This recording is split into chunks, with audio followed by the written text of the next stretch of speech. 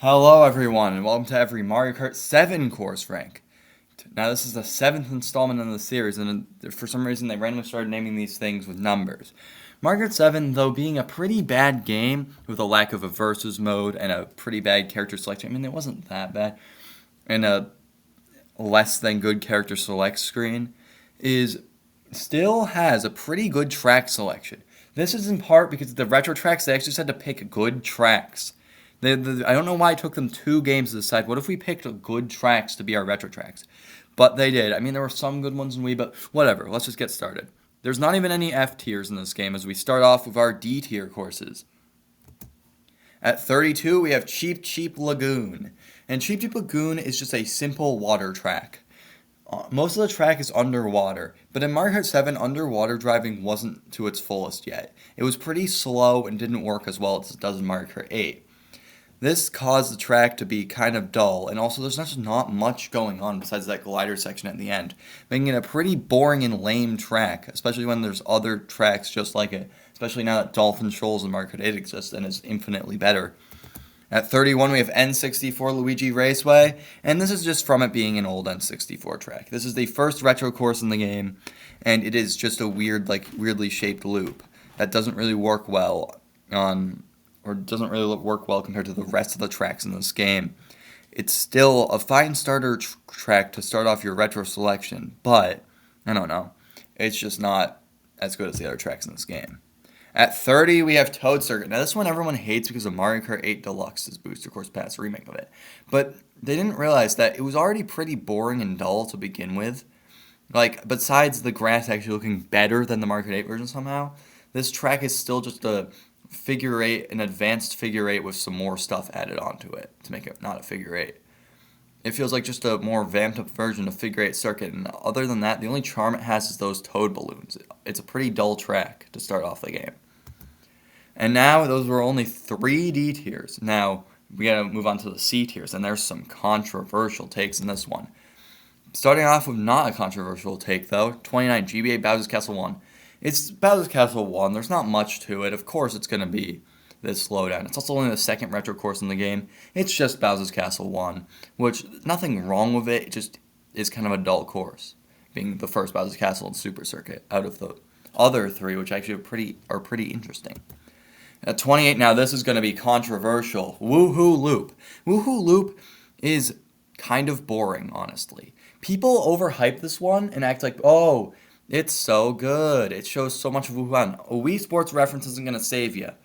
This track is no difficulty, and it's just a boring loop around the island. I mean, I guess there's some fun references to be had, but the track itself is pretty dull while just being one giant loop. It is a weird way to start off the one lap gimmick, and it's just pretty dull. Like, there's not much besides road in this one. Especially when there's a better Woohoo Island track later in this game. Why does this one get so much love and attention, even though it's not that good? At 27, we have Calamari Desert. And Calamari Desert is, in this game, it's just like Calamari Desert in Nintendo 64, except you can't go in the tunnel anymore, which makes it slightly worse. It still is a kind of a boring track with a few dull loops and not much going on for it, just like in Mario Kart 64. And it didn't really get good until Mario Kart 8 when they actually decided to have you drive on the train track. I mean, no, it's not good. Yeah, it's just not that good yet, but Mario Kart 8's version definitely fixes this track. At 26, we have SNES Mario Circuit 2, and just like what I said in the Super Mario Kart ranking, this track gets way too much attention for just having one jump when the rest of the track, I mean, it's also it has a few, like, good turns, but, like, it's not that interesting to be put higher than C tier, I feel like. There's not much going on. It's a Mario Circuit track, for crying out loud. And it's not even the best Super Mario Kart Mario Circuit track because Mario Circuit 4 is way more crazy with a bunch more crazy loops. One jump isn't going to save you. But it's still it's still a good course though, I'd say. 25, we have DS Luigi's Mansion. Now this one is controversial, bro. People probably hate me for this take, but DS Luigi's Mansion in Mario Kart 7 skips the mud section. You just glide over the whole thing, taking out the more interesting part of the track than the actual mansion, which is also a hot take. The mansion's just a loop and then nothing else.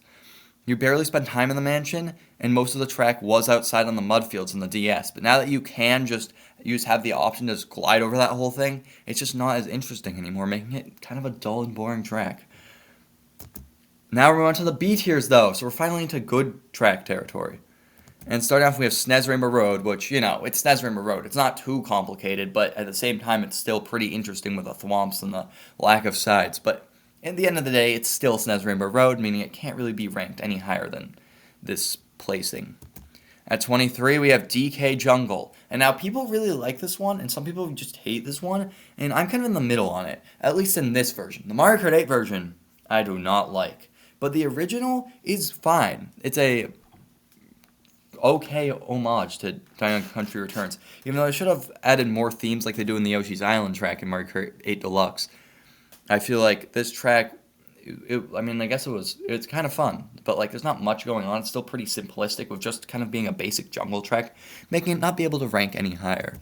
22, we have Rosalina's Ice World, which is a pretty interesting track. I mean, it's definitely better in Mario Kart 8 with the added shortcuts and stuff, but it's kind of just a B tier track with not much going on. It does have nice winter vibes, but I feel like it's just kind of a lot of it's just driving. The water section's fun, but other than that, it's just not really that interesting.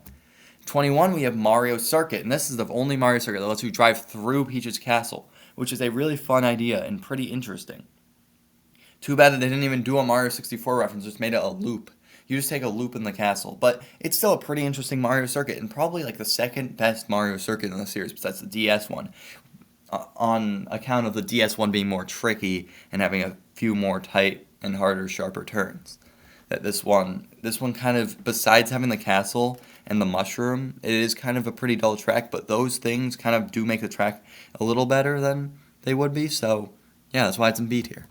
It's also just a circuit track, so it can't get any higher. 20, we have Daisy Hills. Daisy Hills, people kind of, I feel like a little overhyped because they're always like, oh, it has Daisy, and that means it must be a good track. Nah, it's kind of like Daisy Circuit again, but like not. It's like totally different. It's like a different theme, but it's like just a small town and you drive up a hill. It's a pretty simplistic layout. It does have the goats though, but it's a pretty simplistic layout, giving it its B tier rank. At 19, we have Bowser's Castle. And now most people complain about this Bowser's Castle. I mean, water in Bowser's Castle track. Like, what? That shouldn't be here. But that part's fine, I guess. It's probably the best part of the track, actually, because it's a little interesting. I feel like a lot of this track is just driving, and there's not much going on, which is why I rank it down here in the B tier, because there's not much going on in this one. It's kind of just driving. There's one single thwomp on this course. The underwater section is probably the best part, and other than that, this track has nothing really to offer. At 18, we have Neo Bowser City, which people often hate this one because it's too slippery and too hard and has too much sharp turns. Personally, outside of 200cc in Mario Kart 8, I never really have problems with that turn. It's kind of an okay turn. And, it's like, why are we hitting a track for one turn? It can't say it's too hard. That's a skill issue. Get better at the game, and then maybe you'll like this track. This track is good. It's kind of like a Bowser Circuit, though, which is probably why I didn't rank it any higher, because there's not much else going on in this track. It's kind of just driving with a few slippery, sharp turns with no rails at those turns. It's a little difficult, but it's really like Bowser Circuit. It's kind of like the Yoshi Circuit or Daisy Circuit of this game, where it's a further on circuit, but it's still a pretty simple one. 17, we have DK Pass, and just like the original, of course, it ranks here. It's not much has changed. It's kind of the exact same track. So if you really want my opinions on it, go watch the Mario Kart DS one. It's a simple, nice snow track, and that's really all I have to say, but it's definitely a little simple for to be ranked higher. Speaking of higher, let's move on to the A tier. The A tier tracks, which are honestly some pretty good tracks, and yeah, some interesting ones. 16, we have N64 Koopa Beach, which if you watched my Mario Kart 64 video, you know I did not really like that one here. But they really fixed up this track by adding boost panels to the jumps, and also just tricking being a thing now. They're also making the shortcut a glider section was a good idea. It's just overall a better overhaul, and some people who didn't know it was a Koopa Troopa, the rock formation with the Koopa Troopa wasn't a Koopa Troopa in the original, will finally figure that out now, because it looks a lot more like a Koopa Troopa here. At 15, we have Wii Koopa Cape, and now you may be like, why isn't Koopa Cape higher? It was in the S tier on the last ranking. That's because They got rid of, well, first they made the glider go over the water section, which was a pretty fun area, and I feel like they should have at least made an optional glider like in Music Park or the Market 8 version of TikTok Clock. And they also got rid of the pipe being a pipe and made an underwater section. There's still some obstacles with a few cheaps being down there that they removed in the 8 version, making the 8 version even worse. But this one isn't as bad as the 8 version. It's also just not as good and just doesn't hit the same as the Mario Kart Wii version, where you go in the tunnel and it's like you're surrounded by water but you're in a glass chamber. They don't have that anymore. It's just an open tunnel. At 14, we have Daisy Cruiser, which also is kind of a little worse, but definitely not as much of a downfall as Koopa Cape had, with it still being Daisy Cruiser, still being a fun track with a fun theme, but they definitely made the track easier, making the pool and underwater section instead of out of bounds, which makes the track easier, and they also got rid of the, like, taking the forcing you to take over the far turn by adding a new turn. That can just make it so that the track's, which makes it, which is less out of the way, making the track easier. I also don't really like the underwater section in the engine room because it's an engine. It shouldn't be underwater. I don't know. It just never sat right with me. But it is still Daisy Cruiser. It's still pretty fun. So that's why it's at 14.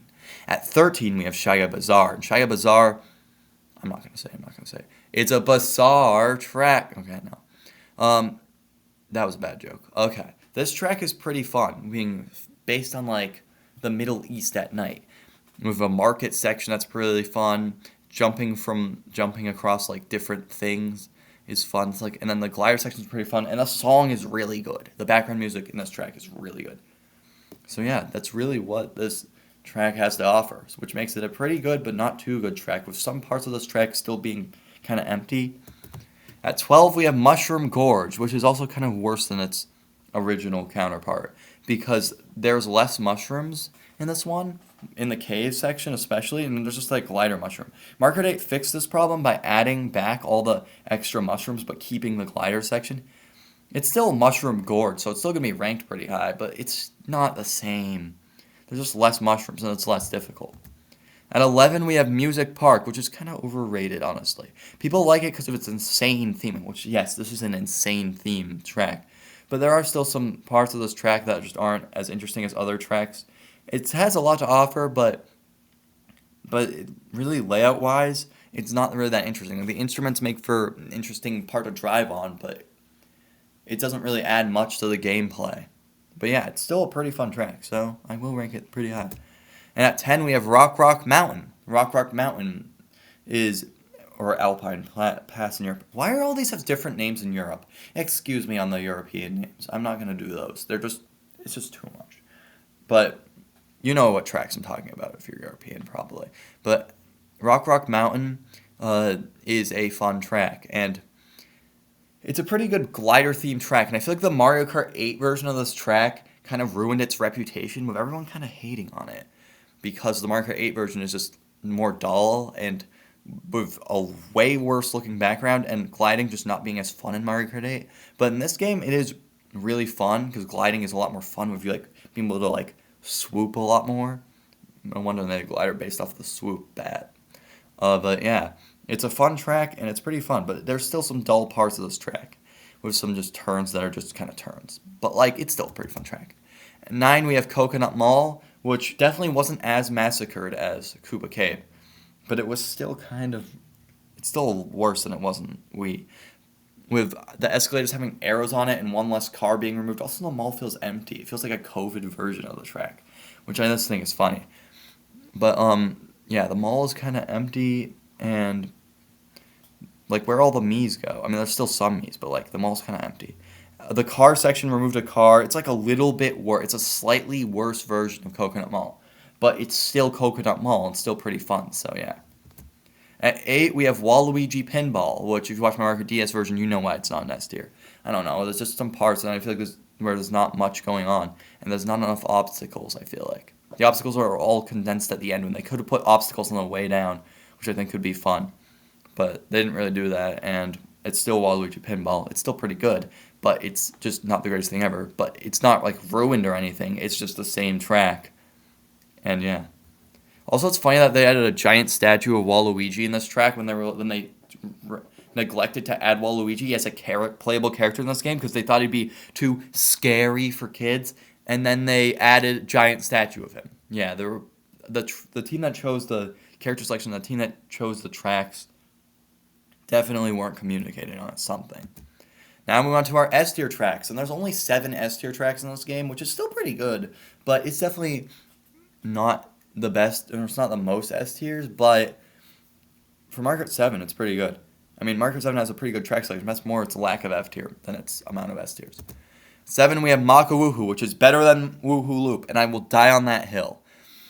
There's so much going on, like the late from driving on a bunch of bumpy jumps near the beginning, driving through the cave, driving through a lake, driving past a castle, going up, and also there's that crazy ultra shortcut everyone knows about where you like fall off down the waterfall and then like, you get placed way further on the track than you should, which is funny. There's one thing with this track, and I feel like you should have been able to go into the volcano because it would have been fun. But other than that, this track is still a really good track and a really good adaptation of the Woohoo Island. It's definitely better than Woohoo Loop because it actually has stuff going on the track.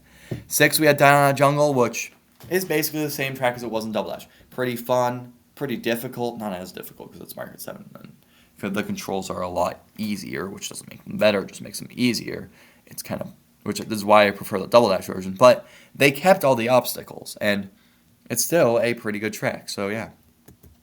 5, we have Wario Shipyard, which they massacred in Mario Kart World, but the original is pretty fun. All these crazy driving through water sections, so much stuff going on, so many obstacles. It's just a crazy track, and a lot is going on. It definitely feels very Wario. In Mario Kart Wii, he had a mine, and now he has a pirate ship. These are both things that Wario would have, I feel like. Also, I just want to point out that it's called Wario Galleon in Europe, and Galleon is like what shipyards are called, or like what ships are called, and it's not really a shipyard, it's really a ship. So I feel like Wario Galleon would have been a better name for America, and I don't understand why they have to have separate names, but whatever. At 4, we have Piranha Plant Slide, or Piranha Plant Pipeway in Europe, actually. Sorry if I'm pointing out only a few of the European names, but they're the ones I find interesting. But Piranha Plant Pipeway, I feel like, is too close to Piranha Plant Pipeline, the Mario Kart Tour course. But it is this track is really fun with so much stuff going on, from going down to, like, it's based on the underground from Super Mario Bros. And there's so much stuff going on, like slides, water ways, and that underwater section, which is better in Mario Kart 8, but it's still pretty good here, which is what allows it to be ranked at number 4. Number 3, we have Airship Fortress, where they made the obstacles bigger than the DS version, making it better. It's a pretty fun track, just like it is in DS, and it's really good with so much stuff and a great theme and a bunch of obstacles, which it's still better in Mario Kart World, but it's pretty good in this version too. 2, we have Maple Treeway, which is pretty similar to its original counterpart in quality, besides the fact that they got rid of the net at the end, which is a sad loss to see. But this track is pretty fun, driving up the tree just like in Mario Kart Wii. They didn't really ruin it at all. They didn't do anything bad to it. It's still the same old Maple Treeway that we know and love, except without the net. Rest in peace. And number 1, of course, is Rainbow Road, the second best Rainbow Road in the series, only paling to Mario Kart Wii's Rainbow Road. Is a pretty fun one. It's a whole journey through space. There's a lot of stuff going on. It's crazy. But hot take, I don't like the Mario Kart 8 version of this one. I mean, I do like it. It's A tier, but it's definitely worse than this version because they got rid of a bunch of stuff and made it way too floaty. And but this version is so good. It's so calming and it's just so nice. They flattened out all the there's a lot of sharp turns that are very steeply elevated and which are really interesting that they got rid of the Mario Kart 8 version, which I do like about this track, but I feel like the Mario Kart Wii one just is better. Just a better Rainbow Road because it feels like a celebration while also being one of the most difficult tracks in the series. But yeah, thanks for watching. And Mario Kart 8 is coming next. So the thing with Mario Kart 8 is I will do it in parts. There will be 3 parts with all the ranks from the first one's going to go from number 96 to number 65. Then the second part is going to go from number 64 to number 33. And the part 3 is going to go 32 to 0. Yeah, that's really going to be it. And yeah, see you guys next week for Mario Kart 8, which is the largest Mario game with the most tracks. Yeah.